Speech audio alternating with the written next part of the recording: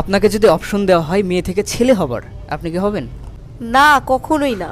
এমন ভাবে বললেন কেন না? আপনি যদি আমাকে বলেন পাখি হইতে পাখি হব, বিড়াল হইতে বলে বিড়াল হব, কুকুর হইতে বলে কুকুর হব, কিন্তু আমি কখনো ছেলে হব না ভাই। কারণ দেখে আসতেছি যে ছোটবেলা থেকে ছেলেরা অনেকে স্ট্রাগল করে, তাদের হচ্ছিল দায়িত্ব নিতে হয়, ফ্যামিলির দায়িত্ব নিতে হয়, তারপর আবার হচ্ছিল বিয়ের পর ওয়াইফের দায়িত্ব নিতে হয়, বাচ্চা কাচ্চার এগুলোর দায়িত্ব নিতে হয়। আর ছেলেরা হচ্ছিল যদি পড়াশোনা না করে তাদের কোনো দাম থাকে না, ভালো কোনো জব পায় না, ওরকম কিছু করতে পারে না।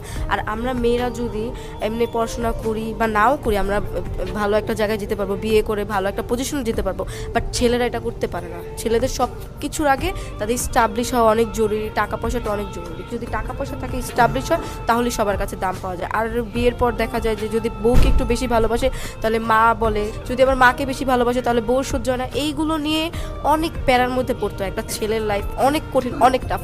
তো আমি ভাই একটা ছেলে কখনোই হতে পারবো না।